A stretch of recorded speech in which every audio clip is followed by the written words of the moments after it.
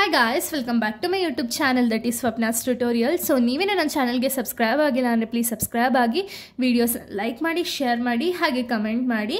So ಇವತ್ತು ನಾನು ಮಾಡ್ತಿರೋ ಸಬ್ಜೆಕ್ಟ್ ಯಾವುದು ಅಂದರೆ ಥರ್ಡ್ ಸೆಮ್ BComನ ಹೊಸ SCP ಸಿಲೆಬಸ್ನ ಎಕ್ಸ್ಪ್ಲೈನ್ ಮಾಡ್ತಿದ್ದೀನಿ. ಸೊ ಇದು ಬಂದುಬಿಟ್ಟು 2025ನ ನ್ಯೂ ಸಿಲೆಬಸ್ ಆಗಿದೆ. ಸೊ ಅದರಲ್ಲಿ ನಾನು ಪ್ರೀವಿಯಸ್ ವಿಡಿಯೋದಲ್ಲಿ ಫಿನಾನ್ಷಿಯಲ್ ಮ್ಯಾನೇಜ್ಮೆಂಟ್ ಅನ್ನೋ ಒಂದು ಸಬ್ಜೆಕ್ಟ್ನ ಎಕ್ಸ್ಪ್ಲೈನ್ ಮಾಡ್ತಿದ್ದೆ. ಸೊ ಪಾರ್ಟ್ 1ನ ಎಕ್ಸ್ಪ್ಲೈನ್ ಮಾಡಿ ಅಪ್ಲೋಡ್ ಮಾಡಿದ್ದೀನಿ. ಸೊ ಇದು ಬಂದುಬಿಟ್ಟು ಪಾರ್ಟ್ 2 ವಿಡಿಯೋ ಆಗಿದೆ. ಚಾಪ್ಟರ್ 1 ಪಾರ್ಟ್ 2 ವಿಡಿಯೋನ ಈ ಒಂದು ವಿಡಿಯೋದಲ್ಲಿ ಎಕ್ಸ್ಪ್ಲೈನ್ ಮಾಡ್ತಿದ್ದೀನಿ, ಓಕೆನಾ. ಸೊ ಚಾಪ್ಟರ್ 1 ಯಾವುದು ಅಂದರೆ over view of financial management ಅಂತ ಹೇಳಿ. ಸೊ ನಾನು ಪ್ರೀವಿಯಸ್ ವಿಡಿಯೋದಲ್ಲಿ ಮೀನಿಂಗ್ ಆಫ್ ಫಿನಾನ್ಸ್ ಆಗಿರ್ಬೋದು, ಫಿನಾನ್ಸ್ ಫಂಕ್ಷನ್ಸ್ ಆಗಿರ್ಬೋದು, ಇದ್ರ ಬಗ್ಗೆ ಎಲ್ಲ ಹೇಳಿದೆ. ಇವತ್ತು ನಾವು ಫಿನಾನ್ಷಿಯಲ್ ಮ್ಯಾನೇಜ್ಮೆಂಟ್ ಅಂದರೆ ಏನು, ಅದರ ಆಬ್ಜೆಕ್ಟಿವ್ಸ್ ಯಾವುದ್ಯಾವುದು, ಇನ್ನೂ ಸ್ವಲ್ಪ ಟಾಪಿಕ್ಸ್ಗಳನ್ನ ಈ ಒಂದು ವಿಡಿಯೋದಲ್ಲಿ ನೋಡ್ತಾ ಹೋಗೋಣ, ಓಕೆನಾ. First of all meaning of financial management ಅಂದರೆ ಏನು ಅಂದರೆ it refers to the process of planning, organizing, directing and controlling an organization's financial resources to achieve its goals and objectives. ಅಂದರೆ ಏನು? ಸೊ ಫಿನಾನ್ಷಿಯಲ್ ಮ್ಯಾನೇಜ್ಮೆಂಟ್ ಅಂದರೆ ಏನು ಅಂದರೆ ಇವಾಗ ನಮ್ಮ ಹತ್ರ ಇರುವಂಥ ಒಂದು ಫಿನಾನ್ಸ್ ಅಂದರೆ ಅಮೌಂಟ್ ಏನಿದೆ ಅಥವಾ ಮನಿ ಅನ್ನೋದು ಏನಿದೆ ಅಥವಾ ಫಿನಾನ್ಸ್ ಅಥವಾ ಫಂಡ್ ಅನ್ನೋದು ಏನಿದೆ ಅಲ್ಲ ಕಂಪನಿಲಿ, ಆ ಫಿನಾನ್ಸ್ನ ಯಾವ ರೀತಿ ಪ್ಲ್ಯಾನ್ ಮಾಡಬೇಕು ಅಂದರೆ ಎಲ್ಲೆಲ್ಲಿ ಎಷ್ಟೆಷ್ಟು ಇನ್ವೆಸ್ಟ್ ಮಾಡಿದ್ರೆ ನಮ್ಮ ಒಂದು ಬಿಸ್ನೆಸ್ಗೆ ಪ್ರಾಫಿಟ್ ಅನ್ನೋದು ಜಾಸ್ತಿ ಆಗುತ್ತೆ ಅಂತ ಹೇಳಿ ಫಸ್ಟ್ ನಾವು ಪ್ಲ್ಯಾನ್ ಮಾಡ್ಕೋಬೇಕಾಗುತ್ತೆ, ಓಕೆನಾ. ಆ ಪ್ಲ್ಯಾನ್ ಮಾಡಿದ್ಮೇಲೆ ಅದನ್ನು ಆರ್ಗನೈಸ್ ಮಾಡ್ಕೋಬೇಕು. ಎಲ್ಲೆಲ್ಲಿ ಎಷ್ಟೆಷ್ಟು ಅಮೌಂಟ್ನ ಇನ್ವೆಸ್ಟ್ ಮಾಡಬೇಕು ಅಂತ ಹೇಳಿ ಆರ್ಗನೈಸ್ ಮಾಡೋದಾಗಿರ್ಬೋದು, ಅದನ್ನು ಡೈರೆಕ್ಟ್ ಮಾಡೋದಾಗಿರ್ಬೋದು, ಅಥವಾ ಆ ಒಂದು ಅಮೌಂಟ್ನ ಕಂಟ್ರೋಲ್ ಮಾಡೋದಾಗಿರ್ಬೋದು ಆರ್ಗನೈಸೇಷನ್ ಒಳಗಡೆ, ಓಕೆನಾ. So financial resources to achieve its goals and objectives ಅಂದರೆ ಏನು? ಇವಾಗ ಫಿನಾನ್ಸ್ನ ನಾವು ಪ್ರಾಪರಾಗಿ ಕಂಟ್ರೋಲ್ ಮಾಡೋದ್ರಿಂದ ಏನಾಗುತ್ತೆ ಅಂದರೆ ಕಂಪನಿ ಗೋಲ್ಸ್ ಆಗಿರ್ಬೋದು ಅಥವಾ ಆಬ್ಜೆಕ್ಟಿವ್ಸ್ ಆಗಿರ್ಬೋದು ಅಚೀವ್ ಮಾಡೋದ್ರ ಕಡೆ ನಾವು ಕಾನ್ಸಂಟ್ರೇಟ್ ಮಾಡ್ಬೋದು, ಓಕೆನಾ. ಸೊ ಇದು ಬಂದುಬಿಟ್ಟು ಮೀನಿಂಗ್ ಆಫ್ ಫಿನಾನ್ಷಿಯಲ್ ಮ್ಯಾನೇಜ್ಮೆಂಟ್ ಆಗಿದೆ. ಸೊ ನೆಕ್ಸ್ಟ್ ನಾವು ಆಬ್ಜೆಕ್ಟಿವ್ಸ್ ಆಫ್ ಫಿನಾನ್ಷಿಯಲ್ ಮ್ಯಾನೇಜ್ಮೆಂಟ್ನ ನೋಡೋದಾದರೆ, ಸೊ ಆಬ್ಜೆಕ್ಟಿವ್ಸ್ ಫಸ್ಟ್ ಒನ್ ಯಾವುದು ಅಂದರೆ ವೆಲ್ತ್ ಮ್ಯಾಕ್ಸಿಮೈಸೇಷನ್. ವೆಲ್ತ್ ಮ್ಯಾಕ್ಸಿಮೈಸೇಷನ್ ಅಂದರೆ ಏನು? ಇವಾಗ ನಿಮ್ಗೆಲ್ಲರಿಗೂ ಗೊತ್ತಿರೋ ಹಾಗೆ ಪ್ರತಿಯೊಂದು ಕಂಪ್ನಿಲೂ ಕೂಡ ಶೇರ್ ಹೋಲ್ಡರ್ಸ್ ಅನ್ನೋರು ಇದ್ದೇ ಇರ್ತಾರೆ, ಓಕೆನಾ. ಸೊ ಶೇರ್ ಹೋಲ್ಡರ್ಸ್ ಕಂಪ್ನಿಯಿಂದ ಏನು ಎಕ್ಸ್ಪೆಕ್ಟ್ ಮಾಡ್ತಾರೆ? ಡಿವಿಡೆಂಡ್ನ ಎಕ್ಸ್ಪೆಕ್ಟ್ ಮಾಡ್ತಾರೆ ಅಲ್ವಾ. ಇವ್ರಿಗೇನು, ಇವ್ರು ಹಾಕಿರುವಂಥ ಅಮೌಂಟಲ್ಲಿ ಇವ್ರಿಗೆ ಜಾಸ್ತಿ ಡಿವಿಡೆಂಡ್ ಸಿಕ್ತು ಅಂದರೆ ಇವರು ಇನ್ನೊಂದು ಸತಿ ಒಂದು ಆರ್ಗನೈಸೇಷನಲ್ಲಿ ಅಥವಾ ಒಂದು ಬಿಸ್ನೆಸ್ಗೆ ಇನ್ನೂ ಅಮೌಂಟ್ನ ಕಾಂಟ್ರಿಬ್ಯೂಟ್ ಅಥವಾ ಇನ್ವೆಸ್ಟ್ ಮಾಡೋದಕ್ಕೆ ತುಂಬ ಇಷ್ಟಪಡ್ತಾರೆ. ಬಟ್ ಅದೇ ಡಿವಿಡೆಂಟು ಶೇರ್ ಹೋಲ್ಡರ್ಸಿಗೆ ಸಿಗದೇ ಇದ್ರೆ ಏನು ಮಾಡ್ತಾರೆ? ಅವರಲ್ಲಿ ಕಾಂಟ್ರಿಬ್ಯೂಟ್ ಮಾಡೋದಕ್ಕೆ ಅಥವಾ ಇನ್ವೆಸ್ಟ್ ಮಾಡೋದಕ್ಕೆ ಅವ್ರಿಗೆ ಇಷ್ಟ ಆಗುತ್ತಾ? ಇಲ್ಲ ಅಲ್ವಾ.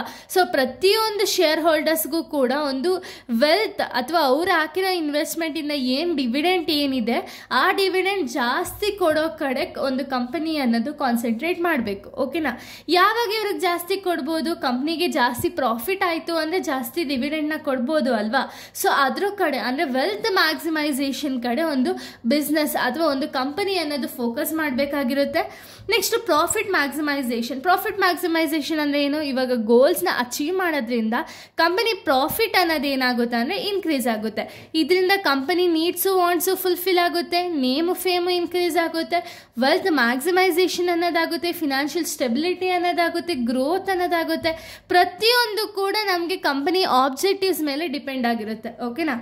ನೆಕ್ಸ್ಟ್ ಫಿನಾನ್ಷಿಯಲ್ ಸ್ಟೆಬಿಲಿಟಿ ಅಂದರೆ ಏನು? ಇವಾಗ ಹೆಲ್ತಿ ಸ್ಟೆಬಿಲಿಟಿ ಅಥವಾ ಫಿನಾನ್ಸಲ್ಲಿ ಹೆಲ್ತಿ ಅನ್ನೋದಿರಬೇಕು ಅಂದರೆ ಪ್ರಾಪರಾಗಿ ಯಾವಾಗ ಫಿನಾನ್ಸ್ ಬೇಕಾಗಿರುತ್ತೆ ಅಂಥ ಟೈಮಲ್ಲಿ ಫಿನಾನ್ಸ್ ಅನ್ನೋದು ಇರಬೇಕು ಕಂಪನಿಯಲ್ಲಿ, ಓಕೆನಾ.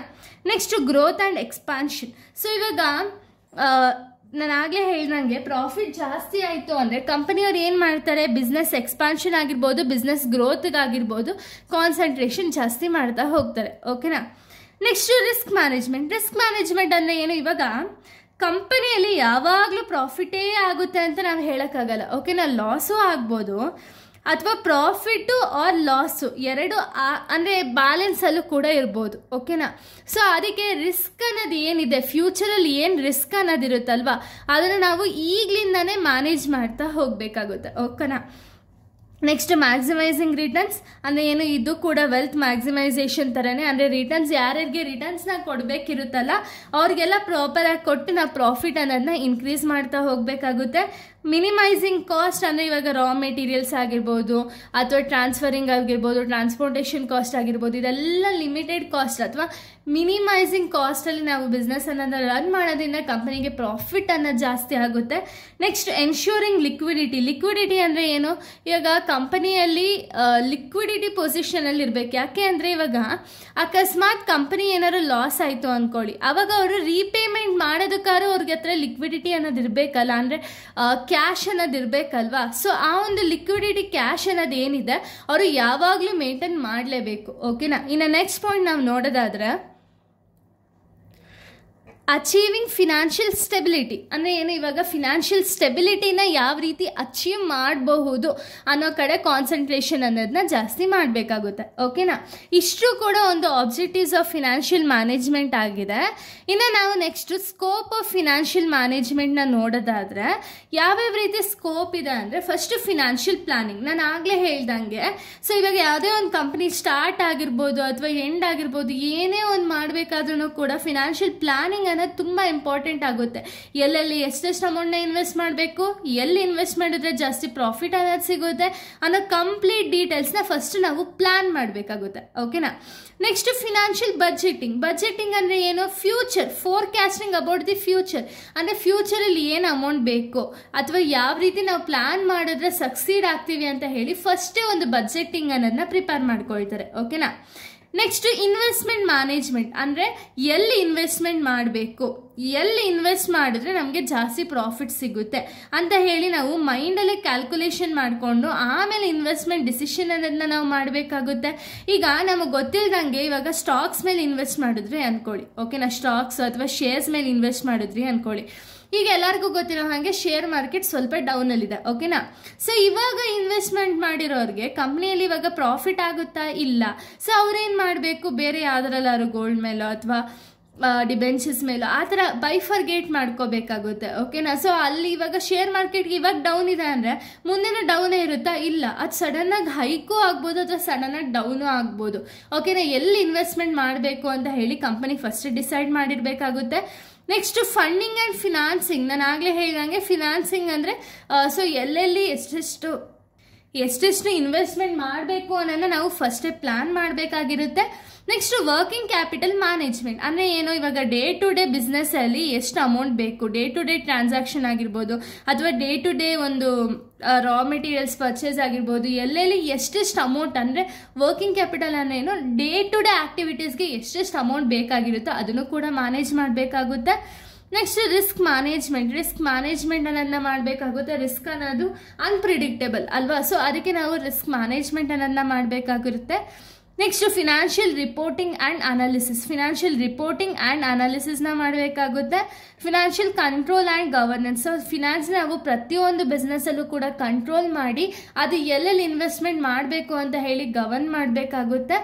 ನೆಕ್ಸ್ಟ್ ಅಲೋಕೇಶನ್ ಆಫ್ ಫಂಡ್ಸ್ನ ಪ್ರಾಪರ್ ಆಗಿ ಅಲೋಕೇಟ್ ಮಾಡಬೇಕು. ಎಲ್ಲಿ ಎಷ್ಟು ಇನ್ವೆಸ್ಟ್ ಮಾಡಬೇಕು ಅಥವಾ ಎಲ್ಲಿ ಎಷ್ಟು ಅಮೌಂಟ್ನ ನಾವು ಕೊಡಬೇಕು ಅನ್ನೋ ಒಂದು ಕಂಪ್ಲೀಟ್ ಡೀಟೇಲ್ಸ್ನ ಪ್ರಾಪರ್ ಆಗಿ ನಾವು ತಿಳ್ಕೋಬೇಕಾಗುತ್ತೆ. Next fair return to the investors. So investors ಏನು ಎಕ್ಸ್ಪೆಕ್ಟ್ ಮಾಡ್ತಾರೆ, ಡಿವಿಡೆಂಟ್ ಅಲ್ವಾ. ಸೊ ಡಿವಿಡೆಂಡ್ನ ಪ್ರಾಪರ್ ಆಗಿ ಕೊಡಬೇಕಾಗುತ್ತೆ. ಅದರಿಂದ ಕಂಪನಿ ನೇಮು ಫೇಮು ಅನ್ನೋದು ಜಾಸ್ತಿ ಇನ್ಕ್ರೀಸ್ ಆಗುತ್ತೆ. ಓಕೆನಾ. ಸೊ ಇಲ್ಲಿಗೆ ಆಬ್ಜೆಕ್ಟಿವ್ಸ್ ಮತ್ತು scope and meaning of financial management ಅನ್ನೋದು ಕಂಪ್ಲೀಟ್ ಆಗುತ್ತೆ. ನೆಕ್ಸ್ಟ್ ವಿಡಿಯೋದಲ್ಲಿ ನಾನು ಇದೇ ಚಾಪ್ಟರ್ನ ಬೇರೆ ಟಾಪಿಕ್ನ ಎಕ್ಸ್ಪ್ಲೈನ್ ಮಾಡ್ತೀನಿ. So thank you guys, thanks for watching.